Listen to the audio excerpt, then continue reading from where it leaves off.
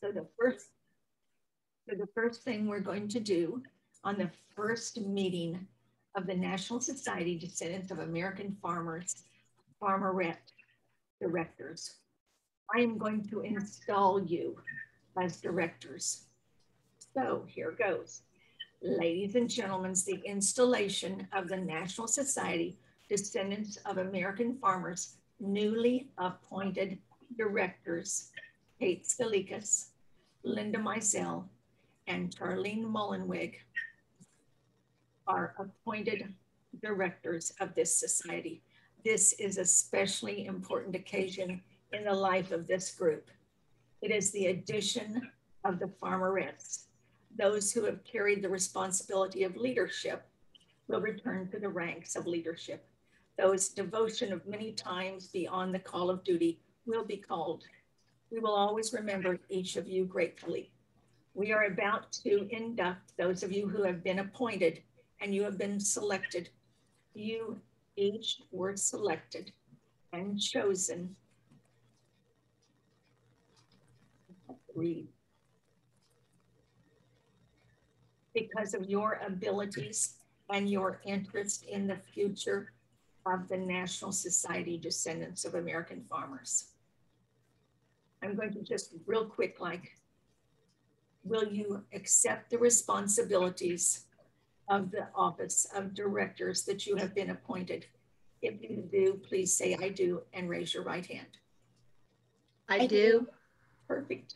Do you promise to faithfully uphold the Constitution and bylaws of the National Society Descendants of American Farmers? If so, I do.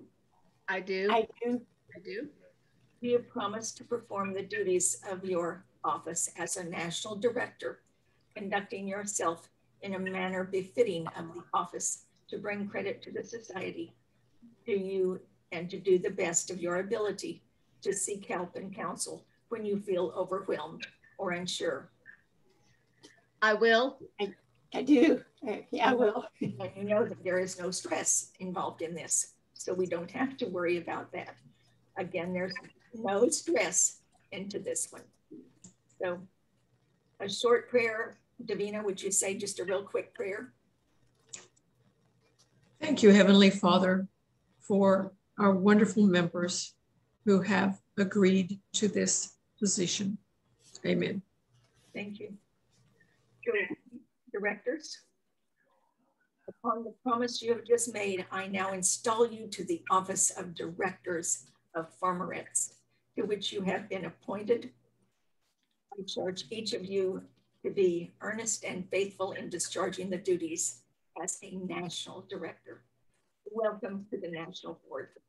Hooray, hooray, hooray. Congratulations. Good, good.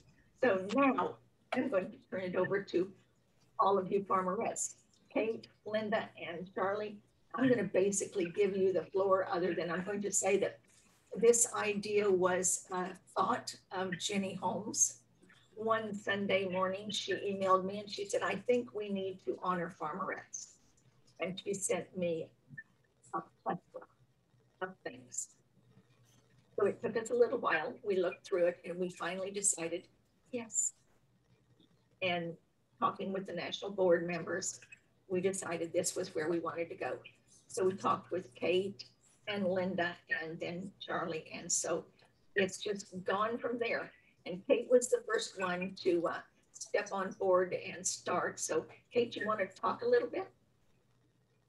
Sure. I obviously need a life, but I've contacted Assorted Archives because having been a librarian, I do know that there is information in their basements. Now, admittedly, the women and the men who compiled that information have long retired, and it's not digitized and it's not cataloged. But I have contacted multiple archives, both state, national, and schools, to ask, what have you got? And I've heard from some have been helpful, suggested links. No one has a list. So I was a little discouraged at first because no one has a list. It's like, hello, these women did something for your school, from your school. There's nothing, nothing. States, nothing. But Illinois and Linda Mizell went and got was arranged to get a 106-page file that they had compiled. And I think they compiled it because Elaine Weiss was there digging around, and so they kept stuff. And Janie Sue had skimmed through it, and there are newspaper articles with names. And so between Linda and Janie Sue, I'm sure they will dig up some names out of that file. Janie Sue ordered a book, Fruits of Victory, which has an unbelievably wonderful bibliography in the back, page after page for every chapter. And so we'll start contacting those people and asking, what do you have? And see what they have. It really is going to be a labor, and a labor of love, because nobody has a list. They have names in an article, and you can pull that out. And I've got 27 names, but you dig them out one name at a time in one article at a time. Yeah. Yes, but we didn't think this would be fast. It's not going to be fast. This is going to be truly a labor of love. Yes. And Linda, have you got any ideas? Well, I will say I've started looking at the 106 pages from the Illinois archives, and I was kind of busy over the holiday with some family things, but I concentrated mainly on the newspaper articles and the pictures that were from newspapers. Most of the pictures didn't name names, you know, would just have farmerettes or, you know, women's land army, you know, lady on a tractor or something. I do have a few names that I started on a list. They were Miss so-and-so, you know, named, so they were single, which I kind of thought most of them might be. One of the articles did mention a woman who had married, had just been married, but her husband had just left for the service, but it didn't name any names. A couple of the articles that I looked at referred to the women, but only as Miss S or Miss M, didn't even give a last name.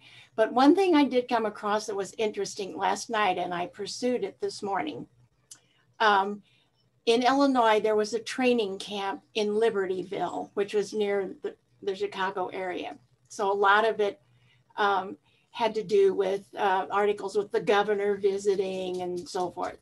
But in one of the articles, there was a mention of the Midwest branch of the Women's Farm and Garden Association, and they offered scholarships to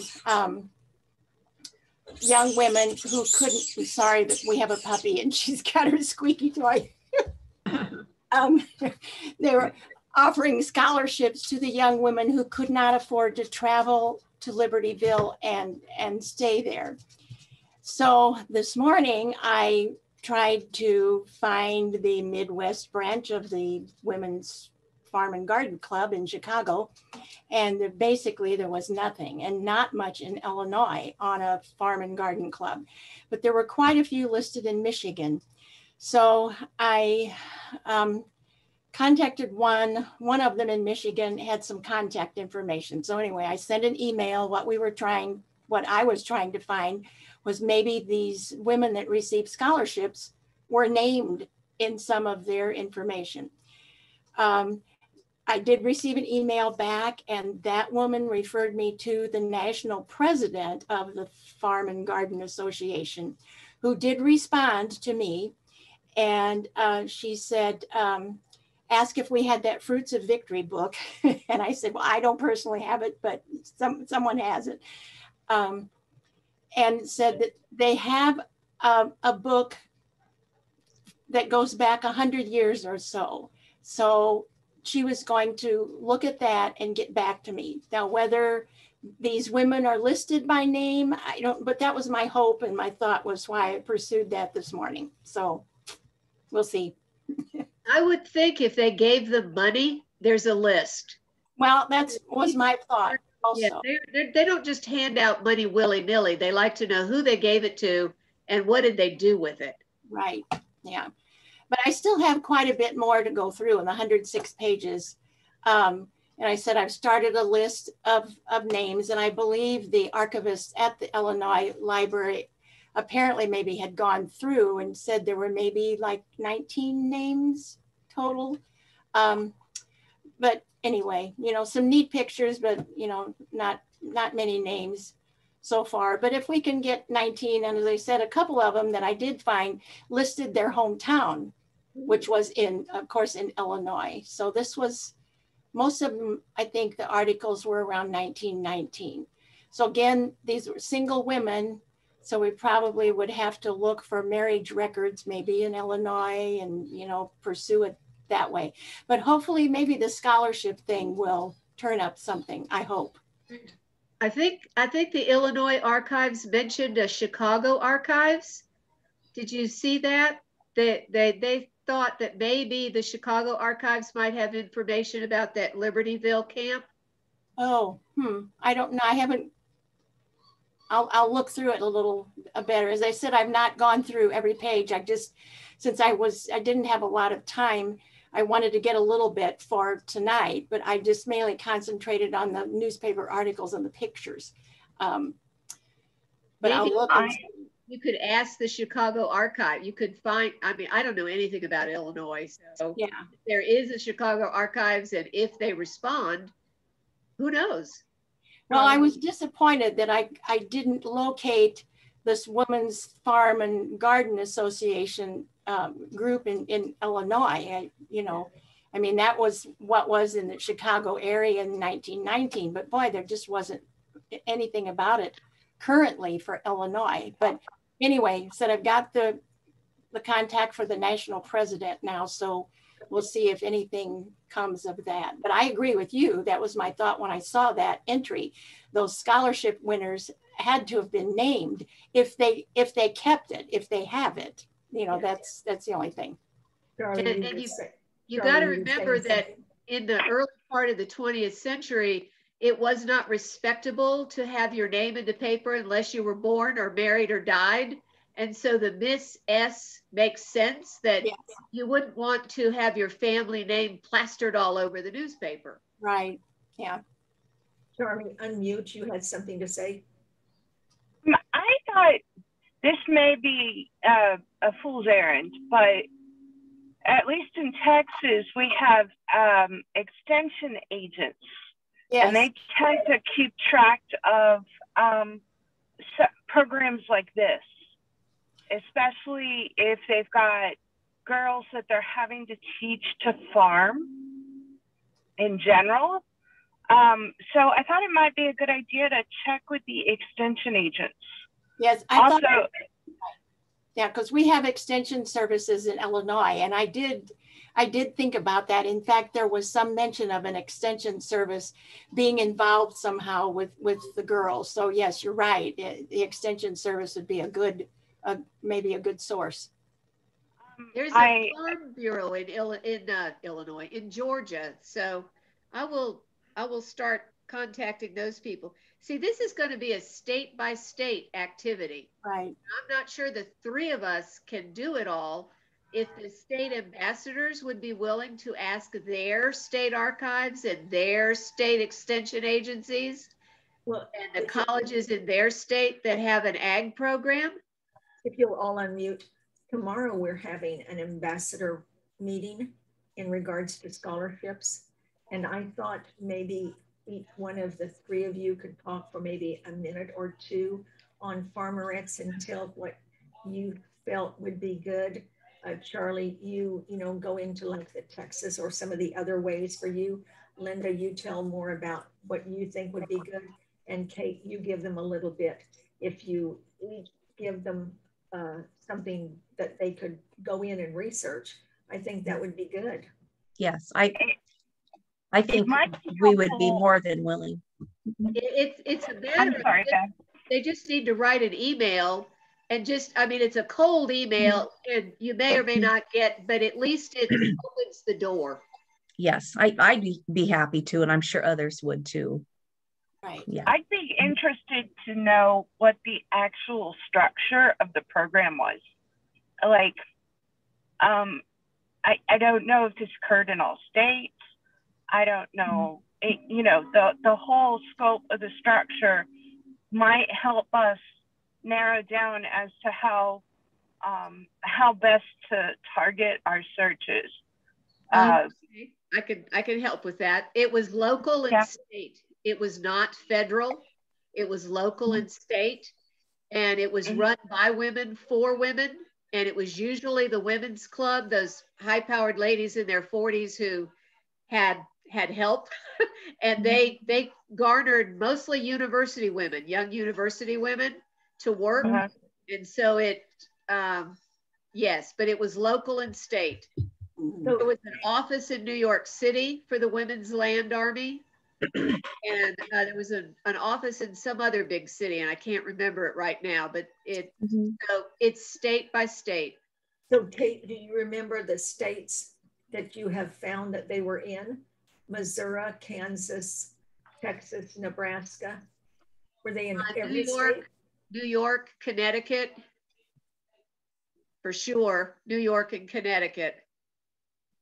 New York keeps things at a township level, where Connecticut keeps things at a county level. So kind of mapping out the structure a little bit, because research is all that I do. Mapping out the structure a little bit would help us to better target our searches. And I will start combing through old DAR magazines, because this seems to me something that they would recognize at some of these larger women's groups. I think that's a good idea. Need to go back to 19, 17, 18, and 19. Yes. They were doing their thing. And then in World War II, it was 43 and 44 that they were really on the ball. With you being heavy into the East Coast, do you think perhaps in those areas that we could concentrate on finding Women's Land Army or farmerettes up there? Connecticut, etc. Vassar sent me a lovely pamphlet on 8 hours a day at the Vassar farm, and they list names and locations for these women. It's in my spreadsheet. So they're there, and with the spreadsheet I started, that Charlie said she's going to create one for us to do online together. Yeah, I just thought I would give us a Google sheet if somebody else has some other way they wanted to present it. But if a Google sheet is fine with everybody, I can do that tonight. Okay, I think I could do a Google sheet. If we have to look at it. We can learn. Right. One of the references on some things that Jenny Sue sent was something about women in wartime farm work and the 8 Midwestern states. And those states were Illinois, Indiana, Iowa, Kansas, Michigan, Nebraska, Ohio, and Wisconsin. Okay. Now, Missouri was not mentioned, but I have sent a query to the Missouri archives to see if they have any information. And we've got what Illinois archives has because of you, which is great. So we've got that. Right. And I'm right by the Texas archives. I can see about getting into them when they open tomorrow. Okay. See about getting into them this week and just see if they have any idea of any kind of record. Right. Well, we talked about earlier that the librarians who gathered those records in the 20s and 30s and 40s have probably all retired. So my guess is no current librarian at the archives has any idea what's in the basement and box. Yeah. And my oldest son said, "You need an intern, Mom." Energy right to the basement and look through every box, who's inspired. I don't have that energy. I have the time, but not the energy. So good luck at the archives asking, because they'll probably all look at you blankly. It's not cataloged, it's not digitized, it's not indexed. They have no idea. And I know the Georgia Archives has a warehouse at the back that has all these boxes. And when I emailed them, they rather promptly told me they didn't have anything. And I'm thinking, oh, for crying out loud. I've seen your warehouse. There's stuff back there. You just don't know it. Right. Yeah. Yeah. Well, I think this is a starting point. You know, Charlie has her marching orders that she's just given herself. Linda knows what she's going to do. Kate knows what she's going to do. And if maybe we could just, you know, coordinate, and whenever you all want to meet, if you want to meet, you know, maybe in a week or 2 weeks, for the first few times, I think maybe closer together, and then just do some emails. Oh, if this is going to be, and I would really like to have this documented for the society for forever, because the three of you are the pioneers of the farmerettes for farmers. Well, I did a Google a catalog, a WorldCat search on farmerettes and the Women's Land Army. And there are 2 theses that have been written, and there's a bunch of books, but all of them refer to the process, how it got started, where it was organized, no names. And a lot of it refers to the United Kingdom, which had quite a large program there. Yeah, the 2 theses are American based, but yes, you're right. Theses are super helpful for one thing in my experience, and that is their bibliography. Yeah. Because while the thesis won't state it, the bibliography might, and it'll certainly it'll point you in a direction to research. Also, yeah, there's one of them. Also, a good place to look. Is superb. Another good place to look is to start combing through the ag censuses. Okay. But see, they weren't working in a census. This wasn't their real job. They were students. That's what their real job was. A lot of those Vassar and Barnard girls were doing this as part-time work in the summer. And they did it before the census. So when the census happened in 1920, I mean, my understanding of ag censuses is they're like in the middle years, the 95, 05, 15. They weren't doing it then. Now we can look, but they were in college. Yeah, most of them were probably gone by then, replaced by others or something. I would imagine there was pretty large turnover. That's what I'm picking up from reading. They would train for 3 to 6 weeks, and then they'd go out and work for a season.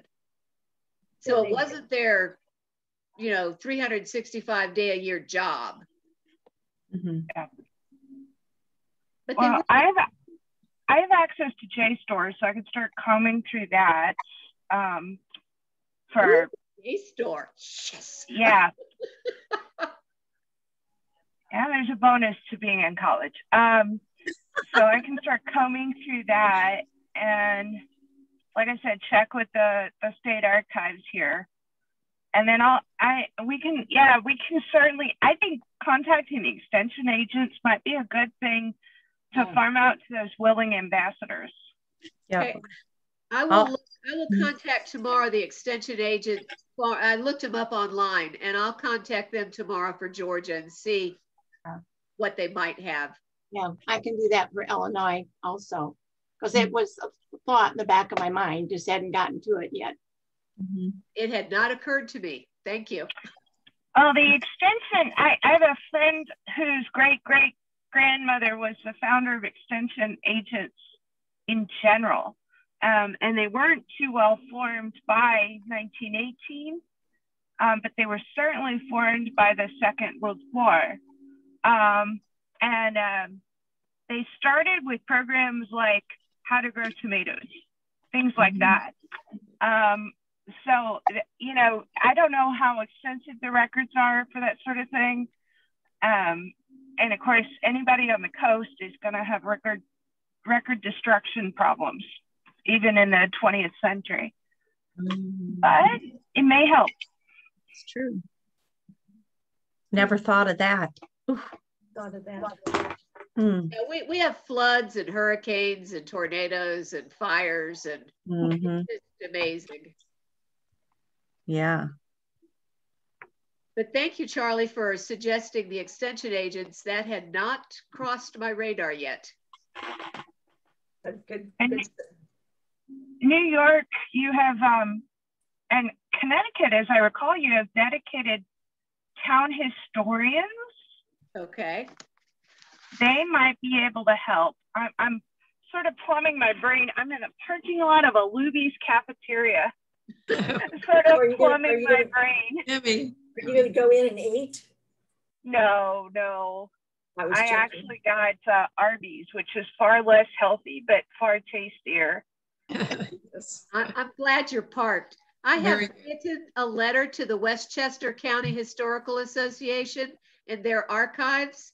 They do not have email and they have not responded yet, but I'm hoping they have something because that's where one of the farms was that the women went to in that area. So we'll see. Well, and if there's one in the west side of, you know, the, what do they call that? The Erie, Lake Erie side of New York, there's the Fenton History Center. If there's anything near there, the Fenton History Center covers most of that Western New York portion. And they have extensive files like you wouldn't believe. I don't think they've ever had a flood or a hurricane or anything. Nice. All one can do is ask. Right. Right? Yeah. The worst they could do is say no. Right. And I can put in a note to them because I'm a member, so they may answer faster. Well, then I'm going to let you contact them since you're a member. I mean, I would be a cold email. They don't know me from Adam. But if I'm a member. I have a lot of family there, or I did for a long time. I'm making a note of my jobs that I'm giving myself. Janice, Sue, you do this to me every time. I haven't given you any. You have volunteered. Thank you. I was teasing Janice Sue.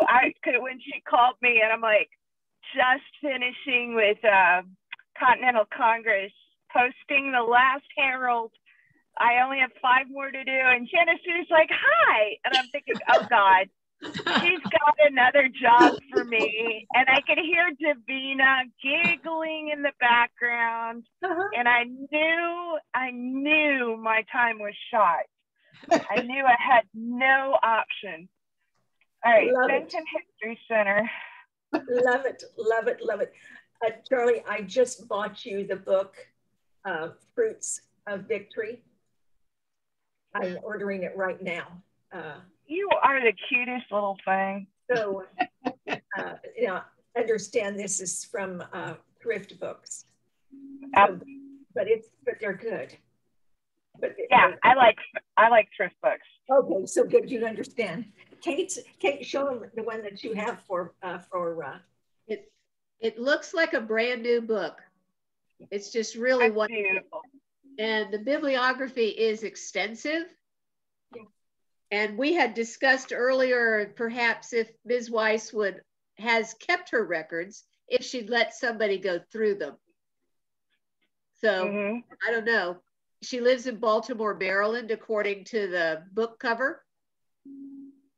And I don't know if she, 1, has them, or 2, would let anybody come in and look at them. Do you know when it was published? The book? Yes, ma'am. In the 2000s. Let me look. 2008. Oh, that's not that long ago. No. And she responded to an email that Janie Sue sent her rather quickly and said she did not have a list. And I'm sure she doesn't, because this book isn't discussing, I mean, it mentions people. I'm pulling names out. But the names are she didn't make a list because that wasn't her focus. Her focus was the story, the history. And since our focus is the list, somebody's going to have to go and sit there and skim. And because she has shared the entire bibliography, her response, as I said earlier, may be, well, you guys go look it up. Well, I mean, that's the first thing I'm going to do is rob her bibliography of sources. Okay. Good. It's a good one. I mean, she gives you the name, the publication, the year. She's Perfect. got stuff in there that you ought to be able to find things. And worst case scenario, if you've got actual pictures of some of these women, a person who might be interested in helping is Maureen Taylor. She's known as the photo detective. Oh, she does a lot of, yeah, she's a WordPress user, and she and I have become friends at Roots Tech. So she may be able to help start to at least try and identify some of those photographs. I mean, it's worth a try. Right, because there are quite a few in the Illinois archival material that I have, the newspaper photos of women, farmerettes, somewhere they were called tractorettes, which was different. But so I'm confused. Did the scholarships to these women come from the ag colleges, or where did the money originally come from? The scholarship that I mentioned?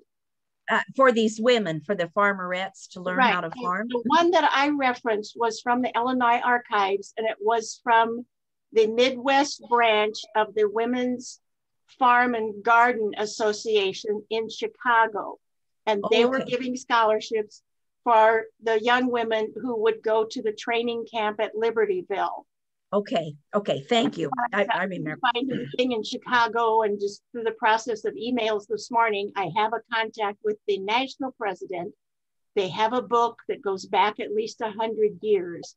So my hope was that the women who were given scholarships would be named in minutes or something, but I contacted her, and I'm just waiting to find out if we can get any names. And what I'm picking up is the older, more settled women would raise money to pay for girls who didn't have the money to go to the training. These girls from Vassar and Barnard, it was cheaper than tuition. And so their parents paid for them to go. And the farmers would pay the girls for working. So that money came from the farmer. Okay. Himself or herself. Okay. Thank you. I'm learning a lot. I feel like at some point we're just missing one little piece, and then we're going to uncover all this stuff. Hopefully. Well, Yes. That would be great. I mean, the archives I've contacted, they don't have lists. Vassar didn't have a list. Barnard didn't have a list. They didn't think it was important enough to have a list, which astonished me. But there you go. That's me. It's kind of like a puzzle. Somebody's going to open a door, and there's going to be the information that we need. Yes. They're going to open a box in some archival basement is what they're going to do. Or they're going to find a card catalog, because my son was talking about a friend of his who was an intern, and she found this entire card catalog down in the basement of the National Archives that nobody had bothered to index or digitize. And it had all the names on these little cards, an individual card for all these people this politician was looking for. It was like, they're there somewhere. We just have to have an intern go find them.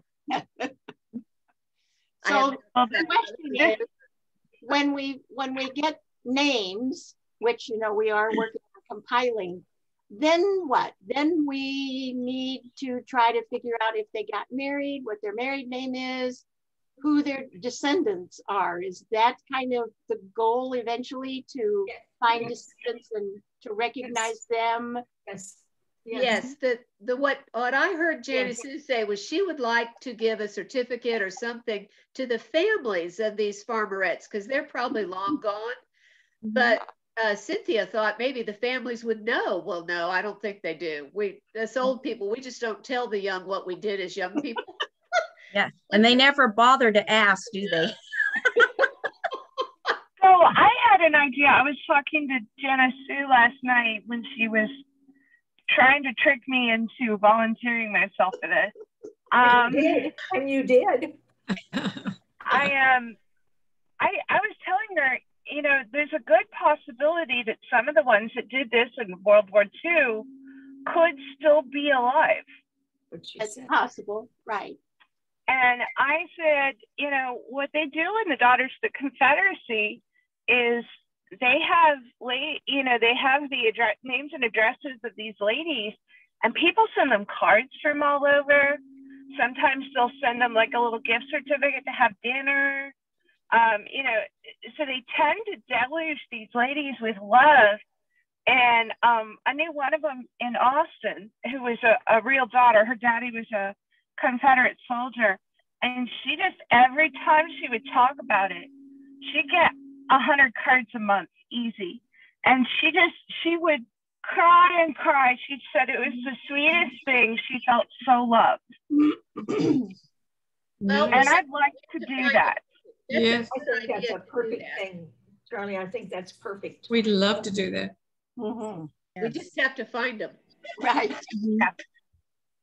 And it starts with a list of who they were when they worked, and then you could go from there.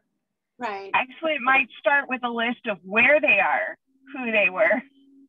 Well, I've got that on my spreadsheet where if they said where they were or where, I've got that. Well, Yeah, I think good. most of the ones that were at Libertyville were from Illinois. And as I said, I found a couple of references that named the town they were from, which would pinpoint it even better. But I'd still have to go through the 106 pages. Yeah, the 8 hour a day on the Vassar farm does mention city and state for these women. Yeah, but if they didn't have any of these farms in Texas, then there's no point in us wasting time looking for, Right. you know, women in Texas. Don't know where they were. Yeah. Well, I did a Google search, and one place said 40 states and one said 42 plus DC. Wow. So Was that World War II or World War I? I have to go back and look. Okay. But I did in America because they did it in UK as well. Right.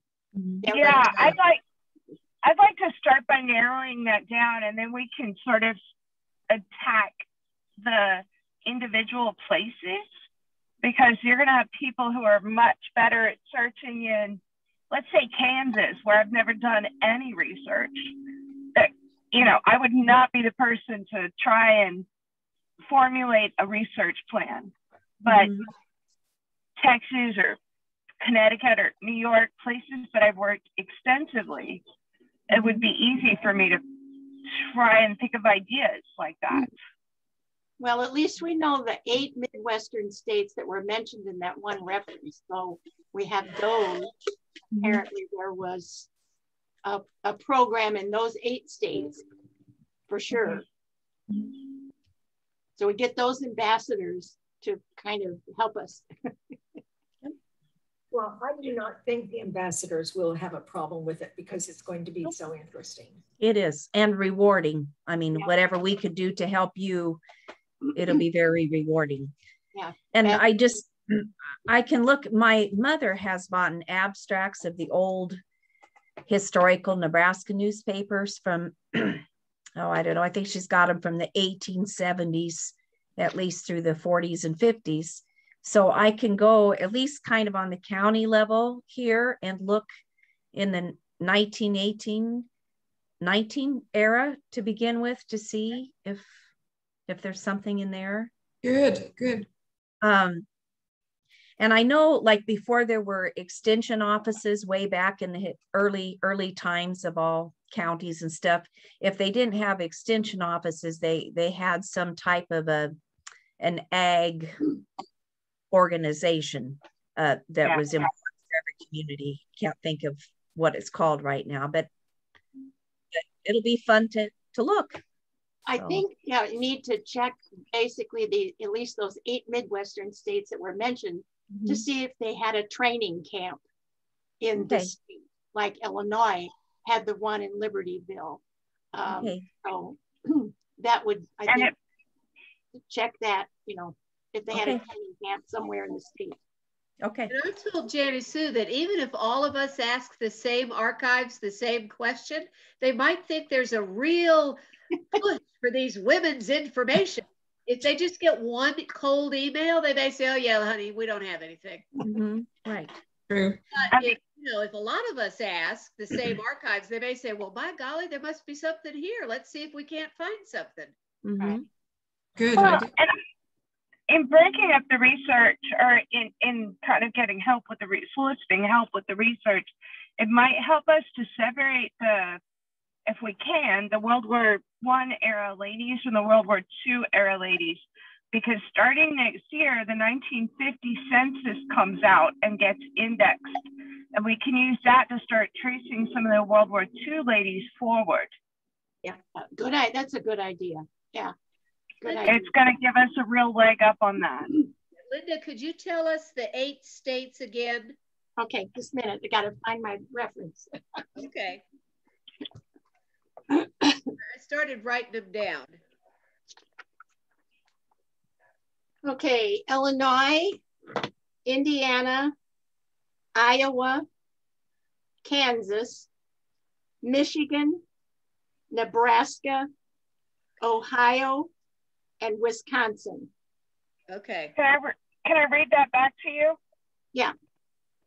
Okay, I have Illinois, Iowa, Michigan, Indiana, Kansas, Nebraska, Ohio, and Wisconsin. Right. Do you have 8? 8, yes. There was one in Bedford, New York.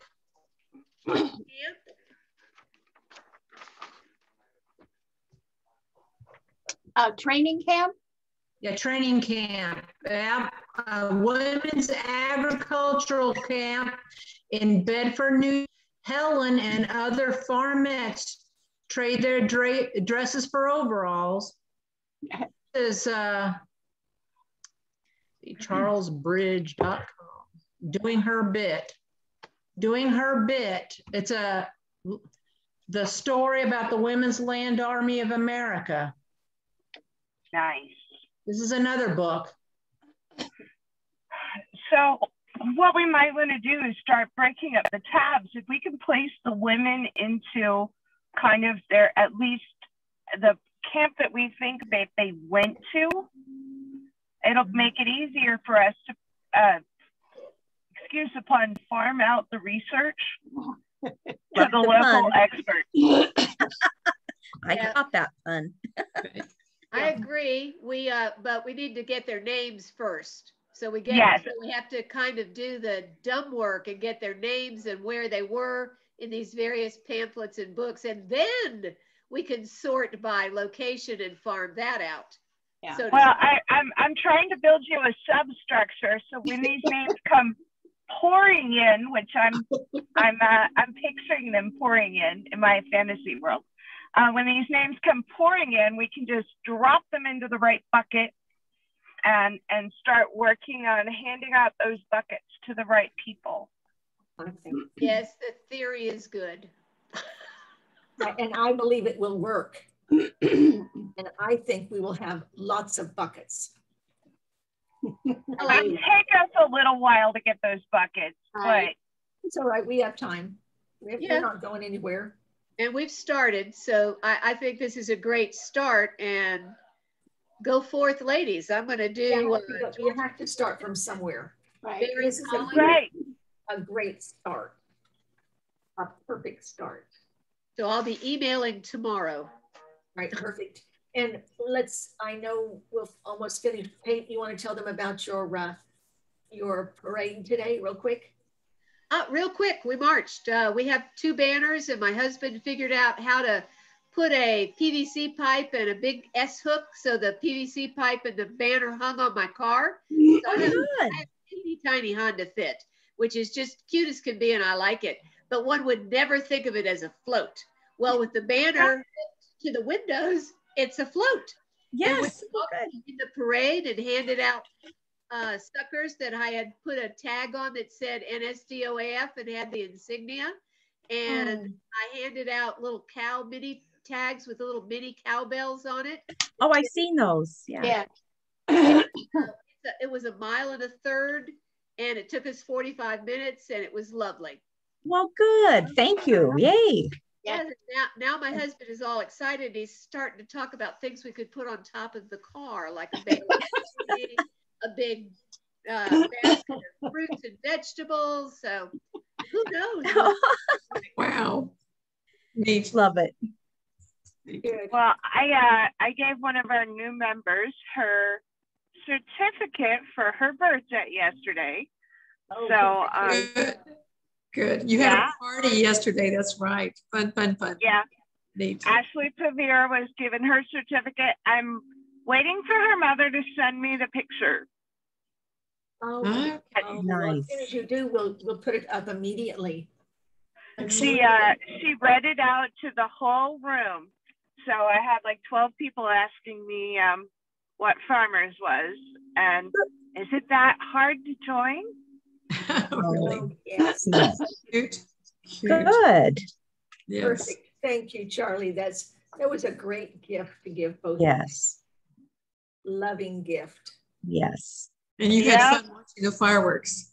Sounded beautiful. Yes. Yes. Good. Now, how was your eye appointment today? Oh, it's fine. I'm just older and blinder. Need more magnification. We all understand that. Yes. Yeah, we do. She's like, as you're nearing middle age, and I'm like, lady, you don't get to say that to me yet. Good. So not yet. Yes. Wow. Well, when do you want to get back together with each other, or do you want to let me know? And what we'll do is we'll just get together whenever you want to. Charlie, are you going to come back in a few minutes so I can take a photograph? Yeah, I was just pulling up my calendar. I'm back. Right. Y'all ready? Okay. Oh, I'm crooked. Whoa. Whoa. Okay, photo op.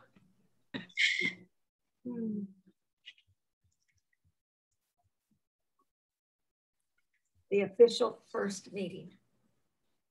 Thank you, ladies. Thank you so much. What an adventure we are all going to be on. And Deb, you want to tell them about Canvas if you want to, please? Yes. Yeah, I'm just here when you get to the point where you want to send out like a Canva with the background of a farmerette, like some of the ads that you see. If I think Janice Sue had said she had found some that that's okay for us to use. And then like if you want a bullet point, what you want the ambassadors to look for, just anything at any time. I'm here to help, just to assist you with anything you want. So just let me know. Perfect. Well, thank you so much. I appreciate each and every one of you. I think we're going to have fun. We are. So I'm going to say thank you again. Many happiness in our research. Man, what a road we're going to go down. It's a fascinating story. I'm excited to learn about it. Me too. Me too. It is fascinating. Yeah, really fascinating. And I think a copy downloaded was the handbook. And that's been really interesting. I haven't gotten through all that either, but yes. Of the rules and regs and, what they had to study and what they had to wear. And if they weren't strong enough to use a plow, they would find another job for them, like maybe just helping the farmer's wife with some household chores so the farmer's wife could go and do something. So it's really interesting. Yeah. Well, I think Janice Sue and Davina picked the perfect three to lead this. So I'm glad you all said yes. Yes, I'm so happy you said yes. Yep. Yes, each and every one of you. Davina, do you want to give him your numbers and then we'll say goodbye?